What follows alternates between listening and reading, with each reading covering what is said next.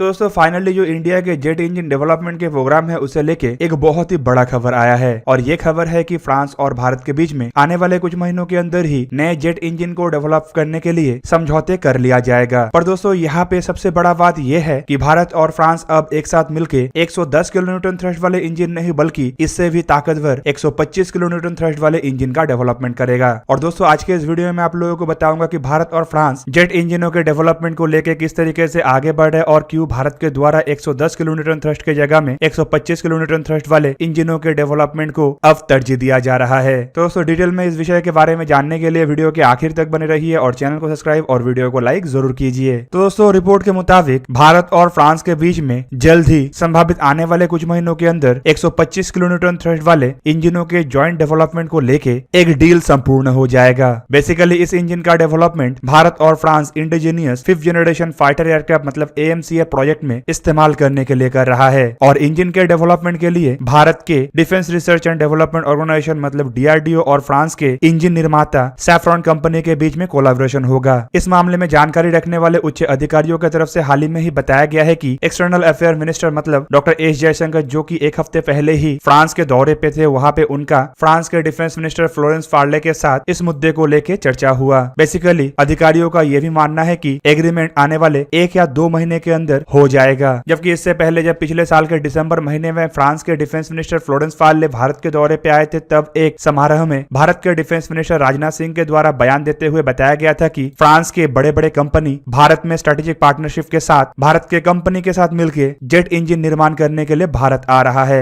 जबकि पिछले साल गवर्नमेंट की तरफ से पार्लियामेंट में यह भी जानकारी दिया गया था कि भारत के जो स्वदेशी लाइट कॉम्बैट एयरक्राफ्ट और AMCA एयरक्राफ्ट है उसमें इस्तेमाल होने वाले इंजनों के डेवलपमेंट का काम भारत विदेशी कंपनियों के साथ मिलकर करेगा। दोस्तों वैसे तो ये इंजन के डेवलपमेंट अगर संपूर्ण होता है तो ये इंडिया के लिए एक ऐसा इंजन होगा जो भारत के आने वाले लगभग हर एक एयरक्राफ्ट में इस्तेमाल हो सकेगा। फिलहाल अगर भारत के द्वारा डेवलप किए जाने वाले एयरक्राफ्टों को देखा जाए तो इसमें एरोनॉटिकल डेवलपमेंट एजेंसी की तरफ से हिंदुस्तान एरोनॉटिक्स लिमिटेड के साथ मिलकर करेंटली तेजस मार्क 2 एयरक्राफ्टों के ऊपर काम किया जा रहा है। इवन 5th जनरेशन के AMCA एयरक्राफ्ट को भी इंडियन एयरफोर्स के लिए बनाया जा रहा है। जबकि इंडियन नेवी के लिए 2 इंजन वाले twin engine deck based fighter aircraft को भी हिंदुस्तान एरोनॉटिक्स लिमिटेड के साथ मिलकर ADA निर्माण करेगा। AMCA प्रोजेक्ट को अगर देखा जाए तो AMCA के जो इनिशियल डिजाइन है उसे साल 2009 में ही शुरू कर दिया गया था। बेसिकली ये भारत का पहला ट्विन इंजन स्टेल्थ एयरक्राफ्ट होगा जिसमें इंटरनल वेपन बे और डाइवर्टलेस सुपरसोनिक इंटेक होगा और इस तरीके का एयरक्राफ्ट भारत के द्वारा पहली बार निर्माण किया जा रहा है। जबकि रिपोर्ट के मुताबिक इसका डिजाइन का काम संपूर्ण हो चुका है और एडवांस स्टेज में इस प्रोजेक्ट के ऊपर काम भी किया जा रहा है। दोस्तों रिपोर्ट के मुताबिक AMCA एयरक्राफ्ट 25 टन कैटेगरी के एक ऐसा एयरक्राफ्ट होगा जिसका इंटरनल वेपन कैरिंग कैपेसिटी करीबन 1.5 टन मतलब 1500 किलोग्राम होगा, जबकि एक्सटर्नली ये 5500 किलोग्राम के हथियारों को कैरी कर सकेगा। इसके अलावा ये एयरक्राफ्ट 6500 किलोग्राम के इंटरनल फ्यूल को भी कैरी कर सकेगा। जबकि हाल ही में ही ADA के डायरेक्टर जनरल GS देवधर के तरफ से एक इवेंट में बयान देते हुए बताया गया था कि ये जो AMCA एयरक्राफ्ट है इसके कॉन्फ़िगरेशन को फ्रोजन कर लिया गया है। जबकि इसके अलावा एयरक्राफ्ट के प्रिलिमिनरी सर्विस क्वालिटी रिक्वायरमेंट को भी फिनिश कर लिया गया है और प्रिलिमिनरी डिजाइन रिव्यू भी कंप्लीट हो चुका है। जबकि एयरक्राफ्ट के जो क्रिटिकल डिजाइन रिव्यू है माना जा रहा है कि वो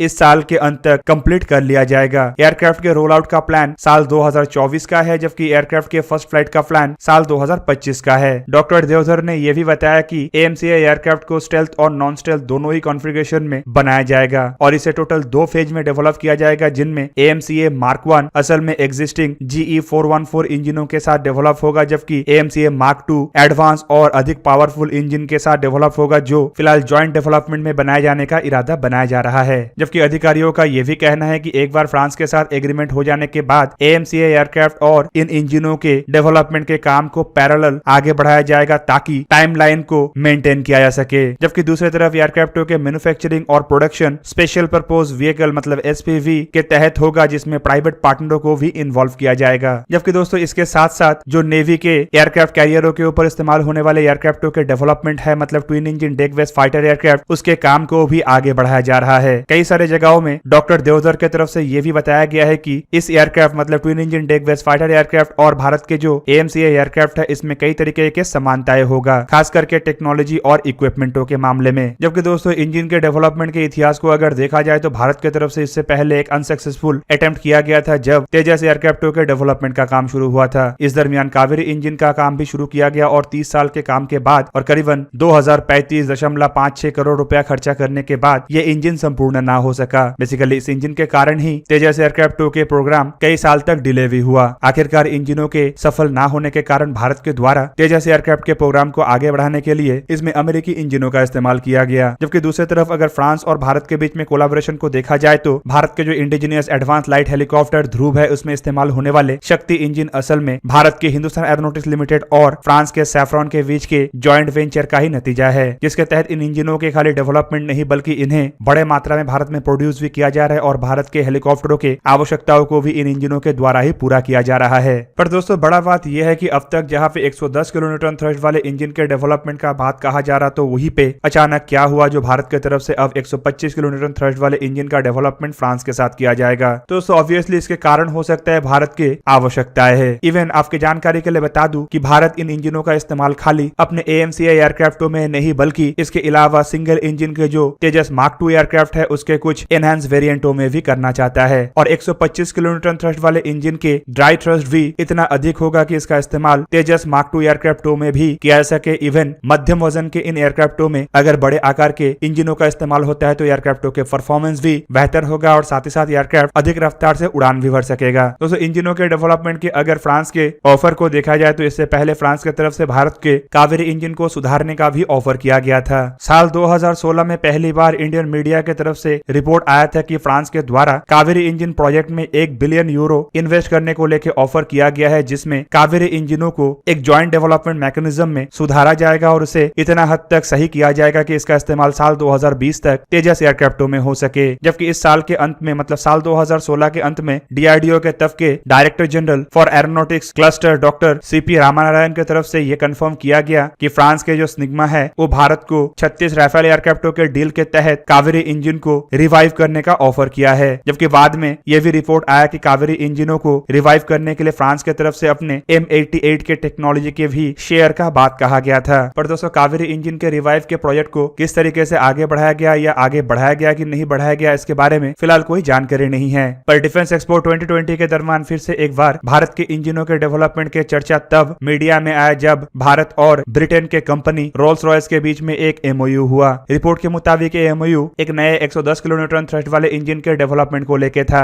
जबकि बाद में यह भी खबर आया कि इसी तरीके के सेम MOU सैफ्रॉन के साथ भी हुआ है और भारत रोल्स रॉयस और सैफ्रॉन में से किसी एक कंपनी को चुनेगा जिसके साथ भारत जेट इंजनों के डेवलपमेंट करेगा। रिपोर्ट के मुताबिक रोल्स रॉयस की तरफ से एक नए कोर के डेवलपमेंट के साथ भारत को नए इंजनों के निर्माण का जहां पे ऑफर किया गया तो वहीं पे सैफ्रॉन कंपनी के द्वारा M88 इंजन के कोर के बेस पे नए इंजनों के डेवलपमेंट का बात कहा गया और साथ ही साथ ये भी बताया गया कि इंजनों के टेस्टिंग से शुरू करके इसे इंटीग्रेशन सब कुछ में फ्रांस की तरफ से भारत को मदद किया जाएगा। दोस्तों बेसिकली दोनों देशों के कंपनियों के साथ भारत के इंटेलेक्चुअल प्रॉपर्टी राइट को लेके ही सबसे बड़ा मुद्दा था और भारत चाहता था कि इसे लेकर कंपनियों की तरफ से भारत को इतना छूट दिया जाए कि भविष्य में भारत को ऐसे इंजनों को एक्सपोर्ट करने के लिए कोई मुश्किल ना आए और साथ ही साथ ऐसे इंजनों के टेक्नोलॉजी का इस्तेमाल करके भारत अपना संपूर्ण स्वदेशी इंजनों का भी डेवलपमेंट कर पाए। और शायद अब सैफ्रॉन के साथ भारत के इन मुद्दे को लेकर सब कुछ सही हो चुका है और इसी वजह से शायद बताया जा रहा है कि भारत अब जल्द ही ज्वाइंट डेवलपमेंट इंजन को लेके समझौता करेगा। पर 125 किलोन्यूटन थ्रस्ट के इंजन के जब बात आता है तो मन में और एक ख्याल भी आता है कि क्या शायद भारत AMCA के बाद कोई हैवी वेट के एयरक्राफ्टों के भी डेवलपमेंट का तैयारी कर रहा है। इवन इससे पहले खबर यह भी आया था कि भारत इन इंजनों के डिराइव वर्जन को भी तैयार करेगा जिनमें टर्बोफैन इंजन, टर्बोशैफ्ट इंजन और टर्बोप्रॉप इंजन भी रहेगा और इस तरीके के इंजनों का इस्तेमाल भारत अपने भविष्य के ट्रांसपोर्ट एयरक्राफ्टों में भी कर सकता है। तो दोस्तों ये था आज का वीडियो। अगर आपको वीडियो अच्छा लगा तो लाइक कीजिए और मेरे चैनल को सब्सक्राइब कीजिए और साथ में बना हुआ बेल आइकन को भी प्रेस कर दीजिए ताकि आप मेरा वीडियो देख पाए सबसे पहले। जय हिंद।